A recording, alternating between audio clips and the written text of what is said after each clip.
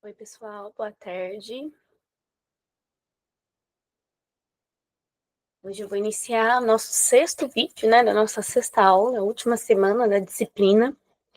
E hoje eu vou falar um pouquinho a respeito de métodos de avaliação do desempenho e engajamento dos alunos, né, como último tópico que a gente vai discutir dentro da disciplina, certo?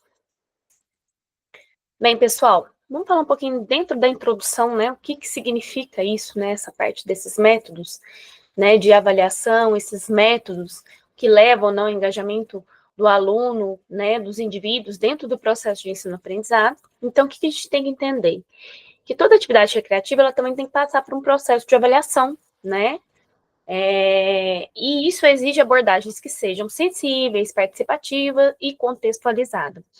Essas práticas, além dela promover um desenvolvimento tanto motor, social, né, cognitivo, também vai revelar aspectos importantes da personalidade da interação dos estudantes, dos alunos.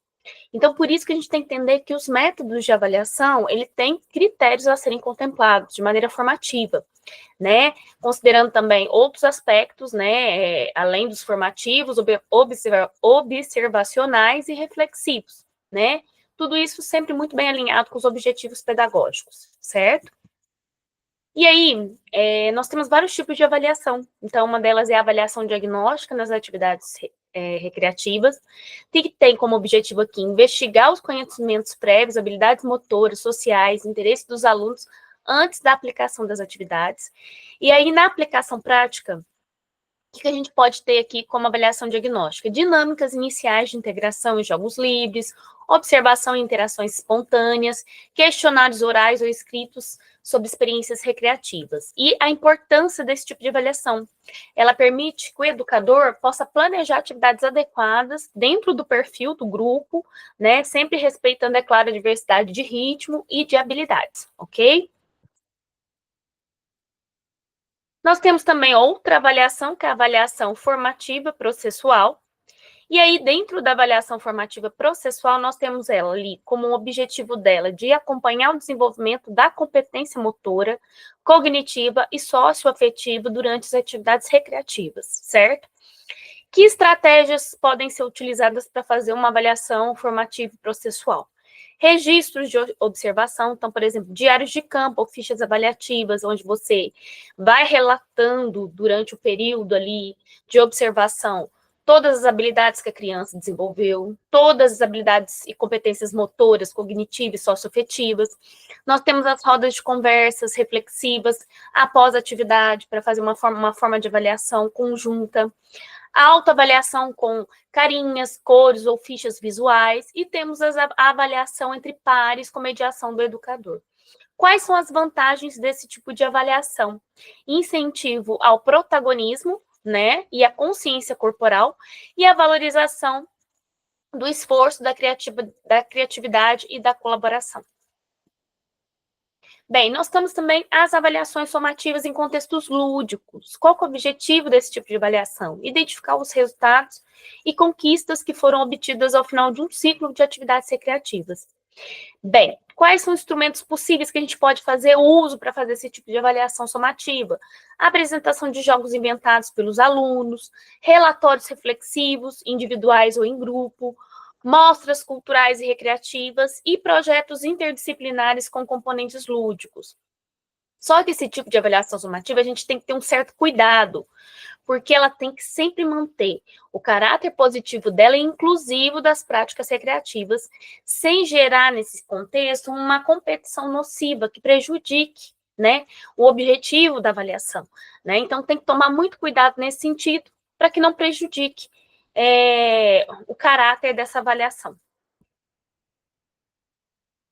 Bem, temos também a avaliação do engajamento nas atividades recreativas. Então, o objetivo aqui é medir o grau de participação desse aluno, tá? Qual que é o tipo de envolvimento dele e qual foi a interação dele com os demais alunos na prática lúdica que foi aplicada, tá? E aí, a gente usa métodos qualitativos para fazer o tipo de avaliação do engajamento. Então, o que a gente vai usar, né, como um método? Observação direta da postura corporal, o entusiasmo da criança, a cooperação, registro de frequência e participação espontânea, e escalas visuais de humor ou satisfação após a atividade. né? Além desses métodos, a gente também pode fazer uso de ferramentas complementares. Que ferramentas seriam essas? Vídeos curtos, né? Que isso permite uma análise conjunta do comportamento em grupo e feedbacks também individualizados para a gente poder fazer o processo de reforçamento positivo, né? Porque a criança se engajou, né? Ela se dedicou naquela atividade. E aí, quando a gente faz o feedback individualizado, você consegue pontuar, né, especificamente, de maneira mais objetiva, né, as habilidades, as conquistas que cada criança adquiriu nesse processo. Bem, tem os portfólios lúdicos também, que são muito importantes. Então, dentro desses contextos, os portfólios lúdicos, eles permitem o quê? Documentar as vivências que essa criança teve durante esse processo, né? Reflexões e produções dos alunos nas atividades recreativas ao longo do tempo, né? E qual é a composição desse portfólio, gente? Geralmente, fotos das atividades que são executadas, os desenhos que a criança executou e fez durante o processo ali, né, naquele processo, durante aquele período de tempo, frases, registros orais, os vídeos que também foram feitos. E as vantagens do portfólio lúdico é o quê? Ele permite que o aluno ele consiga acompanhar a própria evolução, né? E isso ajuda, né, a expressar a sua visão sobre o brincar.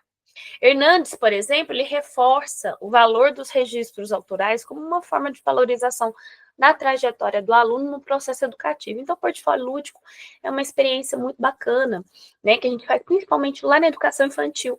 Né, a criança começa o processo de alfabetização, então ela começa lá primeiro desenhando, pintando, né, onde ela vai engajando, melhorando a coordenação motora, né? E aí ela vai adquirindo as habilidades, depois ela vai aprendendo as letras, números, então você consegue acompanhar o processo evolutivo dessa criança. Nós temos também a avaliação por competências lúdicas, né? E qual que é o objetivo dessa avaliação? Avaliar o desenvolvimento de competências como empatia, cooperação, resolução de conflitos, criatividade, expressão corporal e emocional. Tá? Então, um exemplo de critério que a gente utiliza para fazer essa avaliação por competência lúdica. Se a criança foi capaz de cooperar com o grupo durante o jogo, se ela demonstrou respeito às regras, se ela criou estratégias nos desafios lúdicos, né? Se ela expressa as emoções dela de forma respeitosa. Então, tudo isso pode ser avaliado durante esse processo. Bem, então as avaliações nas atividades recreativas, ela deve ser coerente com os princípios do brincar. Então, a gente considera o brincar, claro que esse brincar é dentro de tendo uma mediação com o objetivo pedagógico, mas a gente leva em conta esses princípios. E quais seriam esses princípios? Né? De forma acolhedora, respeitosa e formativa. Não deve restringir a espontaneidade, mas sim ampliar o olhar sobre o aluno em sua integralidade, né? Então, aí você consegue fazer com que o aluno reconheça a importância do lúdico na construção do conhecimento, das relações e da cidadania. Bem, e aí a gente entra na parte dos benefícios das atividades recreativas para o desenvolvimento infantil e juvenil. Então, existem vários benefícios que a gente pode considerar aí dentro desse paradigma, né? Vários, né? As atividades recreativas, elas são práticas fundamentais na formação integral de crianças e adolescentes. Por quê? Porque elas promovem desenvolvimento motor, cognitivo, socioafetivo, né? De maneira integrada e prazerosa. E aí a gente considera o brincar nesse contexto, né? Ele tem que ser de forma espontânea ou orientada, né? O brincar seja de forma espontânea ou orientada, ele acaba constituindo uma linguagem própria da infância e se tornando uma ferramenta muito poderosa, né, na aprendizagem e expressão. Vygotsky, ele fala que a brincadeira, ela cria uma zona de desenvolvimento proximal, né? Eu já falei disso em outras aulas, né? Expliquei o que seria essa ZDP, né, criada por Vygotsky, que são o quê? Zonas de desenvolvimento das habilidades da criança, o que a criança é capaz de executar sozinha, o que ela precisa, o que ela é capaz de executar com ajuda e o que ela ainda vai aprender a executar, né? Onde a criança é capaz de realizar ações e resolver problemas com apoio, né? Que antes dela conseguir fazer necessariamente sozinha, favorecendo a aprendizagem ativa e significativa, tá? O brincar nesse contexto não é apenas uma forma de entretenimento. Então, a gente considera o brincar nesse contexto aqui algo que vai além, né? Porque além da recreação, da brincadeira, né? Ele tem um quê a mais, porque ele tem a possibilidade de permitir o desenvolvimento de habilidades mentais superiores, como atenção voluntária, memória e imaginação. Bem, e aí, dentre os benefícios que as atividades lúdicas trazem, tanto para criança quanto para jovens, nós temos aí os benefícios cognitivos. Então, ela estimula raciocínio lógico, criatividade, capacidade de resolver problemas e tomada de decisão. Piaget aponta que o jogo simbólico, por exemplo, ele permite à criança construir significados sobre o mundo ao seu redor, experimentando papéis sociais e regras de convivência. Então, por meio dos jogos, as crianças não apenas vão imitar uma realidade, mas ela vai transformar, elas mais as transformam e reinterpretam com base em suas experiências. Os benefícios emocionais e afetivos, a gente tem aqui que o brincar ele favorece a expressão de sentimentos, construção de autoestima e desenvolvimento de empatia. E Oliveira, ele cita aqui, as experiências lúdicas, elas proporcionam momentos em que a criança ela pode vivenciar as frustrações, resolver conflitos, lidar com emoções em um ambiente seguro e simbólico, tá?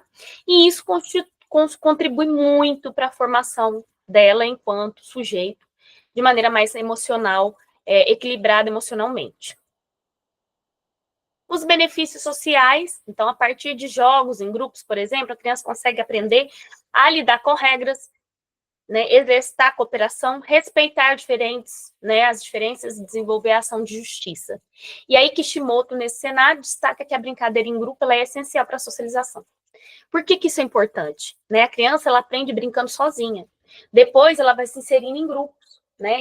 E a inserção em grupos é importante, porque vai permitir com que ela consiga, né, lidar com as diferenças, a brincar, a se comunicar, né, a seguir regras. Então, isso é muito importante, tá? E aí, isso também gera o respeito mútuo, né, promovendo aí habilidades de convivência que são fundamentais. Os benefícios motores também. Então, as atividades recreativas, elas desenvolvem muito a questão ela envolve muito a questão do movimento, né? E elas são cruciais para o aprimoramento da coordenação motora, né? Do equilíbrio e da lateralidade, né? Então, esse tipo de desenvolvimento é importante porque na primeira infância o corpo ainda está tendo um processo de organização neuromuscular. Então, quando você trabalha um motor, você está estimulando a criança a se fortalecer, né? E conseguir manter equilíbrio, né? E fortalecer a estrutura motora, enfim. Muito do motor, além das brincadeiras, claro, né? A gente sabe que a educação física também tem importância nesse processo, porque a educação física também trabalha a parte motora, né? E através de atividades que desenvolvam essa habilidade. E aí, dentro do contexto juvenil, nós temos alguns benefícios também das atividades recreativas. Então, no contexto juvenil, que já é uma faixa etária onde a pessoa já está num patamar, onde a criança já está num patamar maior e ela tem outras habilidades, né? Outras habilidades que precisam ser desenvolvidas, né?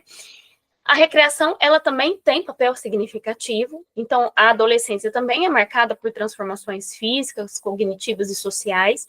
Então, atividades recreativas nesse cenário são essenciais e importantes, né, para essa faixa etária, para essa fase da vida. E aí, dentro do contexto juvenil, né, as atividades recreativas, elas funcionam como canal de expressão e pertencimento. A fase da adolescência é uma fase bem conturbada, porque você está tendo alterações de desenvolvimento motor, de desenvolvimento cognitivo. Então, é um rol de mudanças que vai acontecendo. E aí, nessa fase, né, as mudanças, tanto corporais, que a gente fala as mudanças físicas e também dentro cognitivas e até sociais, fazem com que as atividades recreativas sejam uma ponte para auxiliar nesse processo de expressão dos jovens também de pertencimento. Né? Então, ela oferece um espaço para a criação de vínculos saudáveis, enfrentamento de tensões típicas da idade, exercício de autonomia. Atividades como oficinas, jogos cooperativos, projetos culturais favorecem esse engajamento crítico e reflexivo dos jovens a respeito do mundo que os cerca. A Base Nacional Comum Curricular, ela reconhece as práticas lúdicas como componentes essenciais para o desenvolvimento integral dos estudantes, valorizando aí, no caso, a ludicidade como linguagem que promove a aprendizagem em diferentes campos do conhecimento. Então, quando a gente está aqui tendo uma disciplina dentro do curso de pedagogia que estuda a recreação e o lúdico como práticas essenciais no processo de ensino-aprendizado, a gente vê a importância a partir do momento em que a gente se depara com isso, né? Que a própria BNCC, ela reconhece essas práticas e sabe da importância dessas práticas nesse processo, como um componente essencial para o desenvolvimento integral dos estudantes. Bem, essas são as referências. E aqui a gente encerra a nossa última aula da última semana da disciplina. Eu gostaria de agradecer, né, toda a atenção, a disponibilidade de vocês. Espero que todo o material produzido possa ter auxiliado vocês nesse processo de construção do conhecimento dentro das práticas recreativas e lúdicas, do processo como uma ferramenta importantíssima, né, no contexto pedagógico, né? Me coloco à disposição se vocês tiverem alguma dúvida, se precisarem de ajuda, né, de indicação também de material para aprimorar um pouquinho mais a respeito do conteúdo, né? E é isso, pessoal, né? Agradeço muito, espero que esse material todo, essas 6 semanas em que estivemos juntos aqui, tenha sido de grande valia para vocês dentro da área de conhecimento, ok? Um forte abraço e até mais.